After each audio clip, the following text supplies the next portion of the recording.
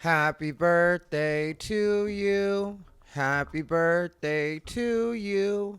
Happy birthday, dear Snoopy Doopy. That's going crazy right now, getting on my nerves.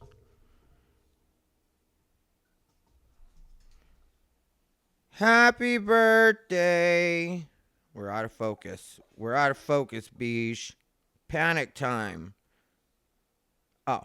Happy birthday to you. Here, take your alligator. Wah! I hate her, I hate her, I hate her. Let's get unbothered. Everything bothers him. He's unbothered. He calls it unbothered, but that's what's cute because everything bothers him. He's bothered. I'm a botherina. What's up, everybody? Thai Rivera here, the absolute best LGBTQ comedian in the world. Here we are on a special birthday edition. Happy birthday, Bijou. We're a day early because this is coming out on May 4th, which it's technically May 4th at like 8 a.m. right now, or 6 a.m. right now, 6 a.m. Yeah, and it's May the 4th. Bijou, I got her on May the 5th. I was in South Phoenix, Cinco de Mayo. It was off of money that I had made from being with Gabriel Iglesias' crew the night before. I'd performed with Gabriel Iglesias in Agua Caliente. And yeah, Bijou is a Chihuahua from South Phoenix. Could not be more Mexican if she tried. Got her on Cinco de Mayo. I have my sign up, my old Unbothered sign. I'll put the lights around it again. I heard, like, somebody told me that there was a video about somebody making fun of that. And I don't watch a lot of the stuff that has to do with me when it comes to hate comment because gross. Why would I do that? But when people tell me about stuff like that, I'm always like, yeah, those are people that really don't get the way that Unbothered works. Is everything's supposed to look cheesy and like it's thrown together. It's me. I'm never gonna be perfect. Nothing I ever put out will be perfect. And so my albums get pretty close to perfect, though. Anytime somebody records me, it gets pretty close to perfect. But, like, yeah, I'm just having fun with my podcast. So when people like try to make it sound like that stuff is cheesy, it's like, yeah, it's cheesy. By design, it's cheesy. Like, the whole podcast is meant to be cheesy. It's supposed to be this whole thing that I'm going through is basically a joke. And that's what I treat it like, is a joke. I used to think things were more serious, or I used to take things in a more serious way. But I've learned not to do that anymore because it's just a recipe for getting your feelings hurt. It's just a recipe for not liking the way that things come out. You know, when you strive for perfection and you expect people to behave the way that they're supposed to behave and to conduct themselves with some sort of code, to have some sort of honor, it just doesn't really work out that way. And, you know, I am especially on Bijou for her birthday. Like, I admit how much I love Bijou. We're back in the ghetto now, so I got to figure out what I'm going to do with my background and stuff like that. But we're just glad to be back in the ghetto, you know, because me and Bijou, we do like that life. And it's not that we go out and participate in it anyway, but it's just like walking out onto the street and having actual life happening is something that me and Bijou both are used to and we both like because of the places that we've lived. You know, when we were in LA near MacArthur Park, that was a lot of ghetto life, you know, and it was, you know, it's just a stimulation that we've both gotten used to. And my roommate was becoming increasingly hostile, and I didn't really understand that because once I say I'm going to move out of a place or I'm going to do something, then I'm going to do it. Like, I'm not a person that's going to keep going back and forth with you or play any kind of game with you. I'm just going to be like, okay, well, you know, if I need to get out, then I need to get out, because the whole reason for my living there was just to be able to take time away from being on the strip, you know, or doing any like local comedy shows. I was going to try to do as little of that as possible and just really turn out a lot of content. And then when my former roommate started, you know, expressing that she didn't like the hours that I kept, and all of this was very passive aggressive, and non-verbal in a lot of cases. It just would be a passive aggressive, like, were you in there arguing last night? And it's like, no, I was recording my podcast. And it's just, I know you're trying to let me know that that bothers you. And, like there were other times, like when I mentioned that I was trying to cook my food, and then she got all like, is that the fan? And it's like, I'm making my food. And she just, and like stuff like that, me having friends over and her making a thing of that. And I mean actual friends. I don't mean some grinder trick that, I got upset because she wasn't cool about that or something. One, that shouldn't be a thing, but that wasn't a thing for us because I was discreet about that part. But like, when my actual friend comes over and you make a deal of that and make my friend uncomfortable, make me uncomfortable, it's just like, yeah, I just gotta go. I can't live like this. Because sometimes it'll be like this time, 6 in the morning, and me and one of my friends will be leaving the bar, me and one of my comedian friends, and I'll want to be like, hey, do you want to record a podcast really quick? And I like having the freedom and my own space to be able to do that. So me and Bijou had to get out of there. There was one catty thing that she did that was just like, well, two things that she did that really made me like, yeah, I just got to get out of here, because you can be however you want with me, like I'll get myself out of that situation, but don't start shit with my dog, which was what started to happen. Like she would close Bijou in the room, because Bijou and her dog would just like wander freely whenever, either of us would be gone. And I never gave her dog, I would take her dog outside to go potty and stuff like that. I'm sure she did that with Bijou once or twice, but like in our roommate-ship, I did that quite a bit for her dog, and I didn't mind. He was a cute little dog. He was a little bit more high strung or sensitive than I guess I'm used to, because like I said, I'm truly blessed with Bijou. Like she's such a perfect dog, and I know that it's partly because we've been on the road together forever.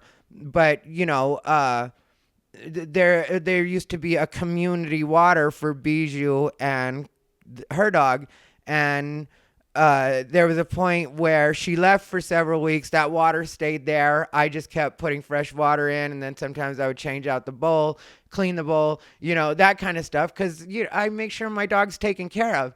And so never a problem, right? And then she gets mad at me, and I'm getting ready to move out, and then she at some point took that bowl away and left it so that there was no bowl of water in the kitchen. And then that's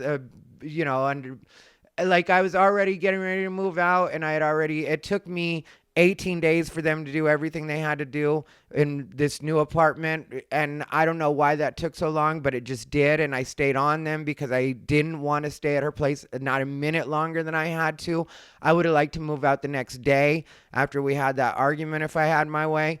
But, it wasn't that kind of situation, because the apartments know that they kind of have you over a barrel right now, and you've got to, kind of chill out, because there's just a lot of people looking to rent in this city. And so, I couldn't wait for us to get out of there. So now that we're out of there, I'm happy again, and I feel like I can be creative again, but it is a matter of getting my stuff situated. And I went from living in a 1-bedroom to having just a room to now being in a 1-bedroom again. And so there's stuff that I've got to organize. Luckily, I didn't really get rid of anything, so it's not like I got rid of my bed, but I already got another bed.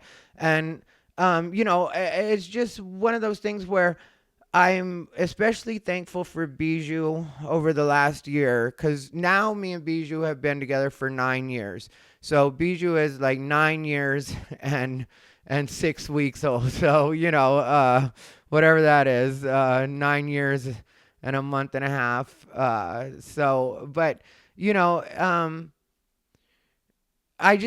realized more recently exactly how good a friend that Bijou is to me.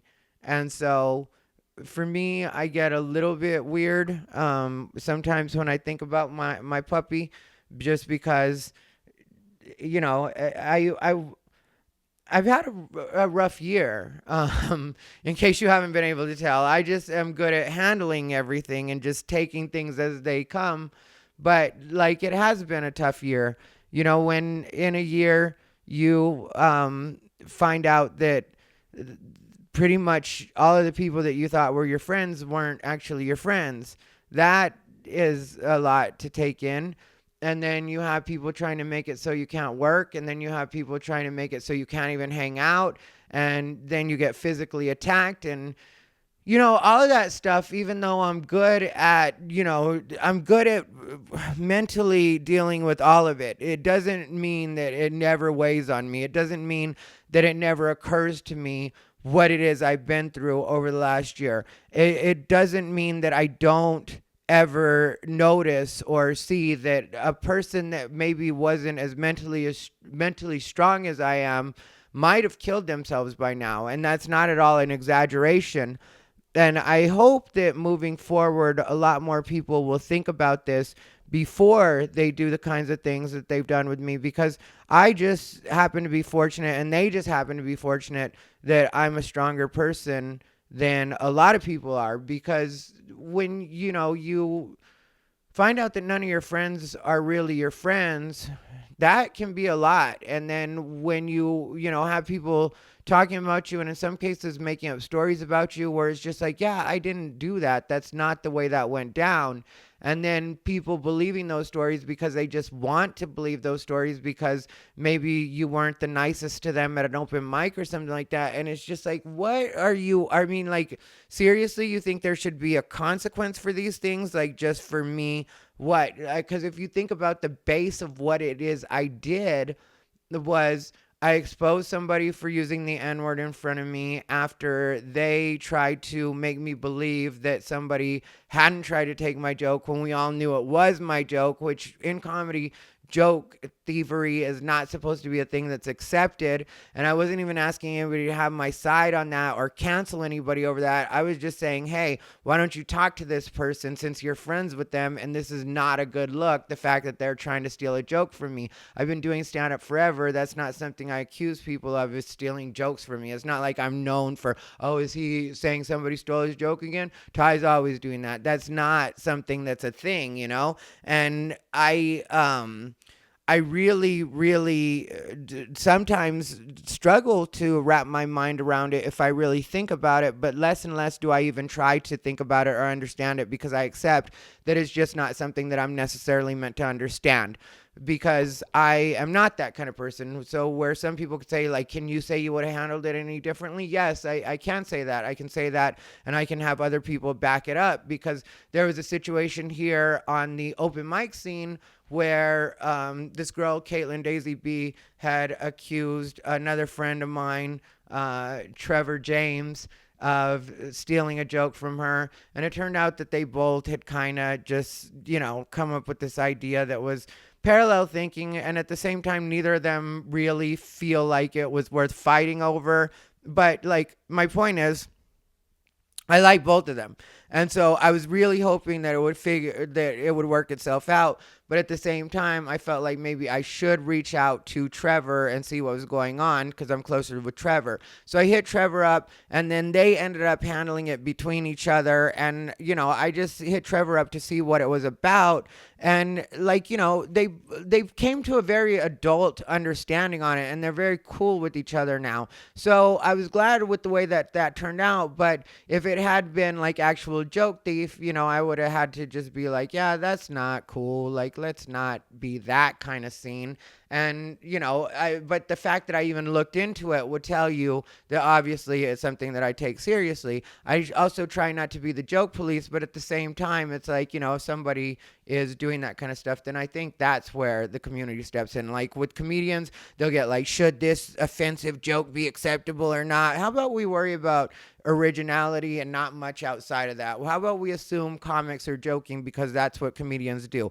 How about we assume that sometimes people are just making a statement on politics or on politically correct society, rather than assume that, they're going to go storm the Capitol or whatever it is people think, And so, like, all of this stuff is kind of goes into, where I'm at in my life right now and what I'm thinking and what's been going on. I'm very happy with OCHA, the way that OCHA is turning out. And this is going to sound like an end of the year wrap up or something, but that's just because it's Bijou's birthday. And for me, apparently Bijou's birthday is more important than my own, because, this little dog looking at her and knowing that her birthday is coming up has really, really made me take stock in a few things and think about what's going on. Let me see if I can get a picture of her right now while I'm there's my Snoopy. But like to really take stock in things and be like, okay, what is important to you in life and what is not important? And a lot of the stuff that's been going on hasn't really been that important. It was just I've gotten tired of people lying about me, and it's been a full year of people lying about me and gaslighting me, and like I said, in some cases assaulting me, people threatening me. And I really, if you think about like what it is that in general I've been accused of doing, it's like I don't really think that the punishment fits the crime, but it is where it is, and I just kind of let things happen in that way without me for the most part. But just when the lies get a little too heavy and people are trying to treat other people like there's going to be a consequence for being friends with me or hanging out with me, yeah, sometimes I will step in and just be like, no, that's bullshit and that shouldn't be happening. And so then people will get mad and act like I'm out of line. And it's like, well, I put up with you talking about me for so long and saying so many things that are untrue about me. And now I finally just say that, that's not what you're saying isn't factually correct. And I just put the real story out there, and then people act like I'm somehow still being a bad guy. And it's like, how am I a bad guy just for clearing up lies that are being told about me personally, where it's like I know the other half to the story? Like there's a person that makes hate content on me regularly, and like when it first started, yeah, it used to bother me. Now I don't think about it even a little bit. It's just once in a while somebody will hit me up, or it'll end up in my comments here on YouTube. Someone will be like, oh, so and so still talking about you. And the way I feel about that is like, one, I've never met that person in my real life. We've never actually hung out together. So I don't know how this person would have so much to say about me going on 2 years after the last time I ever had any interaction with them at all, which was only on Facebook, which was the only way I knew that person. So there's that. And then the other thing is, when at the beginning I checked a couple things out that he had said about me, and I was just like, this is so far off the mark from even the kind of person that I am, that anybody that knows me would know that that's all not true. Well, then you have to deal with the rest of the internet, which is its own separate thing and might turn into maybe a legal thing down the road, just because some of the things have actually been intended to hurt me making money and already have to a certain degree. And so, as that gets worse, because these lies are out there, and it is just lies. It's not like one of those things where it's like a he said, she said. It's like, no, these are provable lies that have been told about me. Then that becomes its own thing. So that's separate from like the feelings that I have, because the feelings that I have are just, this person doesn't actually know me, and anybody that would actually know me would know that those stories aren't true. I ended up seeing Garrett Hall the other week. Last week I saw Garrett Hall, but it was after I had recorded Unbothered, and Unbothered was pretty much ready to go. And Garrett Hall came up to me and just said, I just want to apologize for being a bad friend. And I've always said to you guys that, if somebody were to sincerely approach me with an apology, and I said it regarding Garrett specifically. And so when he did that, he walked out, with his hand extended so we could shake hands. And I just right away shook his hand and thanked him for, taking responsibility for that, and let him know that I do like him. Because that's something I think a lot of people don't get about, like all the people that I hung out with. I never hung out with anybody that I didn't like. And so I really did like these people. And, like with Garrett specifically, I really did like Garrett a lot, and I still do like Garrett, but and I believe in like forgiveness and being cool with people after they've, apologized and taken, responsibility for whatever it is they did or whatever it is that happened. If they were wrong, if they're not, then state your case and then we can talk about it and I can let you know where I'm coming at it from. But with Garrett, it was just so clear, and so I just fully forgive it, and I just hope it doesn't happen again, because I don't have like a second chance policy. Like I just I do this with people. I'll be completely cool and just let it go, and it's not a thing for us, and I'll even forget about it at a point, just because I have a bad memory, not because I'm so forgiving, but and because there's some people that people will be like, what happened with you and so and so? Why don't you and so get along? And I'll be like, I really don't even remember that story, so I wish I could tell you, but I don't know. And I'm being sincere when I say that. But with Garrett, maybe one day it'll even get to that where I don't even remember why it happened, or the way it all went down, the specifics of it. But if it were to happen again, then the friendship would just have to be done, because I don't want to keep having these conversations with people, and I don't like feeling let down. But I was very impressed with the fact that his apology was just so, like, direct, and it said exactly what it needed to say. I didn't feel like going into well, you said this, and then there was this time that this happened, and I'm sure he's seen the podcast, and you guys have heard me say whatever, and nothing I said was untrue. So when he gave me the blanket, I apologize for being a bad friend. For me, that's good enough, and as far as I go, Garrett Hall is cool. I really do. I really do wish well on pretty much everybody, I'm not a perfect person, so it hasn't been easy for me to get there, but almost everybody, and I do say almost, because, there's a few that I'm working on, and that's just a part of me being human, but, I don't want to walk through life with hard feelings, because it's like that saying, where they say that holding on to negative emotions hurts you more than it hurts the other person. And so, forgiveness is about you, not the other person. And so for me, I really do just want to move forward, and Ocha Bar is going the way that I want it to. Our open mic on Thursday, the Thai Comedy Dojo, it's fun. There's a lot of craziness that happens there, but every single person that goes there is getting better. And that's not like me trying to take credit and say I'm the secret sauce, even though for some people I definitely have helped them along. But also because I think that in order to go there and put in the time to be there, because it doesn't start till 11 o'clock, the sign up is at 10 o'clock, I feel like you're probably serious about what you're doing. So outside of me, even the comics that aren't necessarily, being in any way helped by me, because I will give advice and stuff like that, but some of the comics are on their own road, and I don't feel like they really need a lot of advice from me, and so I don't bother them. If they ever were to ask me anything, then yeah, I would check it out or talk to them or whatever.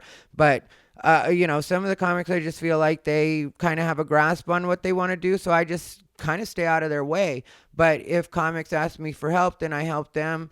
But everybody's just getting better, and I like to see that. I like that I can see how it's turning into more and more of a show. And so I can see where it's going, and I can see where I want it to go, and I can see things getting better, not only at my mic, which is Ocha, but also when I'm at Wise Guys or when I'm at different spots, and I see people thanking me for the Comedy Tip Tuesdays, and especially the local comics actually taking some of the advice and applying it in different ways.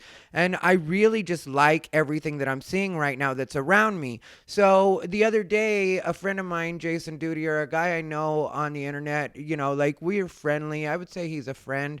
I've met him in real life a couple of times, but he had posted something about, I just landed in Las Vegas and I can smell the bitterness of Thai Rivera, or I can feel the bitterness of Thai Rivera in the air. And I didn't say anything because it doesn't bother me in a way that's really worth saying anything about. But for me, it was just like, if you're getting any kind of bitterness off of me, that might be a projection of what it would take for you to be as honest as I've been being over the last year. Because I personally feel no bitterness at all. I just feel that things are getting better. And even though it's forced me to take a different route to where I was going, I feel like I am still getting where I'm supposed to go, and I feel like this was all meant to happen. So even the parts that have hurt, even the parts that have been like, hey, I thought that person was my friend, all of that's been good for me in the way that I've learned not to really rely on a lot of people, even less than I did before, because I've never been one for really relying on people that way. But, I definitely have had times where people have let me down because I was thinking that they were something different than they were. And so I've learned really just not to do that at all, not to take anything for granted and assume that anybody's just my friend or really has my back like that. Yeah, I'd like to think that, but that might not end up actually being the case with some people, and that's something that has really been driven home in the last year. But I'm thankful for, all the changes that it's forced, because it's even forced me to think more about me and what I'm doing with my career. And I do mean what I'm doing in my career, because I think for so long I was conditioned, and even after I got here, even though I'm a little ashamed to admit it, but I was conditioned more with that Hollywood thinking where it's like pick me mentality, And so even though I'm not desperate about it, I still do suffer from a bit of that, like, where you think somebody's supposed to pick you, somebody's supposed to make things happen. I realize that maybe that works for some people, but for me, it really is about me being in the driver's seat and me having to decide where the things that I'm doing are going to end up, and what I actually want to sign off on, and what I actually want to commit to, and what I even actually want to be paid for. Because it's like that saying, not all money is good money. Sometimes you get offered the money to do something, and then you're like, yeah, but that's going to kind of pigeonhole me into being with one particular audience, or almost force me to have to take on one particular opinion. And that's just not the way I work. So with that being the case, it's this has all made me really think about what I want for me. And when I was in Hollywood, because I was, working the LA scene for 14 years. And yeah, there were points when I was back in Phoenix or here in Las Vegas. There were different points where I had to be away from LA, but I was always good at using social media as a way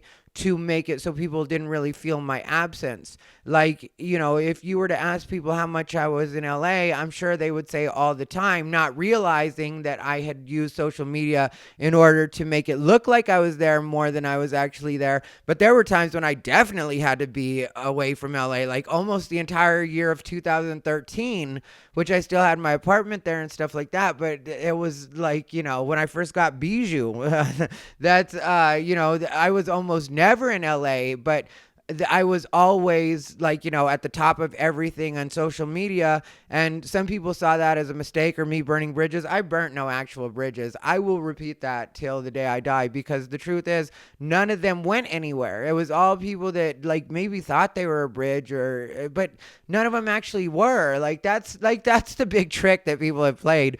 It's like people have made it seem like I've lost these connections, or I don't have certain friends that I used to have. And all the people that are important, or what you would say, like, the people that are important in my life have gone nowhere.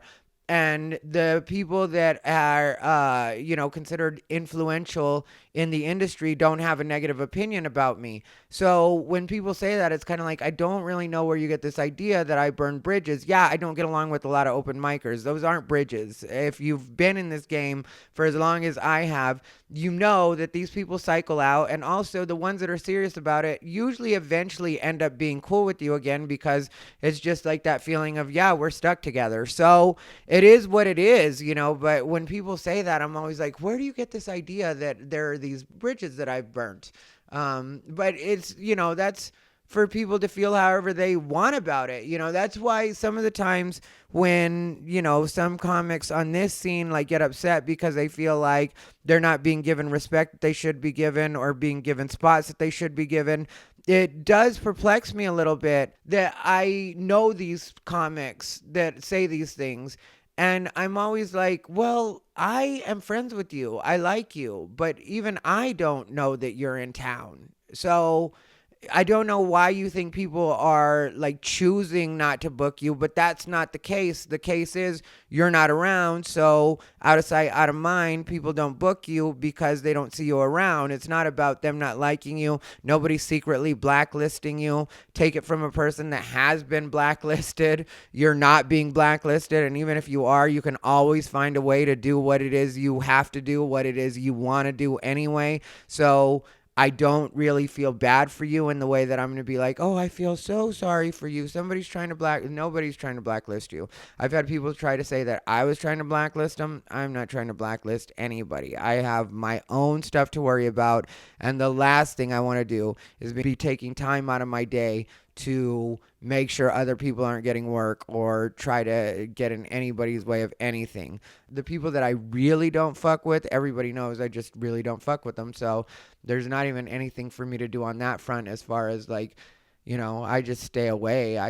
They have their side of the world. I have my side of the world. That's the way that it stays. So, I guess I just wanted to have an episode where I really didn't concentrate on any of the silliness or the gossip or the people that don't like me, but at the same time, like, clear some stuff up for the true botherinas. Like, that's what this episode is. The happy birthday Bijou episode really is for the botherinas, because I've been doing everything a different way lately, and more having to concentrate on views and clicks and the amount of watch time, and there's a lot of stuff that I have to pay attention to on the other side, because I really do want to make social media like my main. I don't really want to go on the road anymore, which, like I've said before, I will go on the road to make sure that bills stay paid. But if I cannot be on the road, I would rather not be on the road. So that means that I have to up my social media presence, which I've done a really good job of over the last 2 months. But I see over the last 2 months where I need to tweak, where I need to do more, where I need to do less, where I need to really focus. And this is kind of an episode that's kind of a calm before the storm, because after this, I have to really start doing things on the schedule that I'm supposed to do them all the time, because life is only getting busier. Life is only getting better. Bijou needs more treats. She needs more Mr. Bills. There's a lot that has to happen in Bijou's life in order to make sure that this little girl is happy and taken care of. And I, have things that I want to do. Like, the older I get, the more I want to travel, but not just for comedy. Like, yeah, I want to go everywhere through comedy so that it pays for the trips. But I want to be able to take extra time certain places and go to a few places that I really just want to go to just because I want to go and perform, obviously, to make money. But, like, really just go just to go enjoy myself, and so that I can say that I saw that, because, we're getting to the bucket list years here. I'm not going to fool myself and be like, oh, I'm going to live forever or whatever. I mean, like, we only have a certain amount of time here, and we might as well make the best of it. And that's what I can plan to continue to do, But yeah, I like I said, I felt like it was just time for me to have one that was actually for the botherinas. And I know the true botherinas love hearing about Bijou, because you guys know that she is the only one that tells me what to do and regulates my life. Like, I can tell she's going to want me to go to sleep in a couple hours here, so I got to hurry up and edit this and get this out. But yeah, overall, life is great, and things are just going to continue to get better and busier, and you guys will see in the coming weeks all the things that I have coming up. And sobriety is happening again, which isn't always my most fun time. I do like being sober, but at the same time, I hate getting sober, and the only thing I do is smoke. And so, like, it feels so like it's such a chill thing. But I know that I'm at least 100 times better when I'm completely sober. But you guys also know I go in and out, so I'm not going to lie to you and be like, I'm going to be sober for the rest of my... I never lie and promise you guys that. That's not happening. But it is going to have to be several months where I have to be a complete good boy, and I also have to go back to watching diet, and you guys are going to see all the things that are going to be happening because I'm going to be talking about them here on Unbothered. I'm also going to be sticking with the gossip. I'm also going to be sticking with doing my Ocha Thai wrap up so you guys can see all the madness that's happening there. Also, we stream that every Thursday at 11 p.m. on my YouTube channel. Here on my YouTube channel, you can see that, so there's a lot going on. Anyway, if you guys have any questions for me, let me know. Maybe I'll put up a link so you guys can get Bijou some Mr. Bills or something for her birthday. Like I said, her birthday's Cinco de Mayo. I'm looking at her right now. Now she's sitting on the couch. I swear, this little dog is the cutest person I know. But she's also one of the most obnoxious people I know. But anyway, thank you everybody for tuning in, and I hope that this has been a satisfying Unbothered. I'll see on the edit what I feel about it, but this has been Thai Rivera, the absolute best LGBTQ comedian in the world.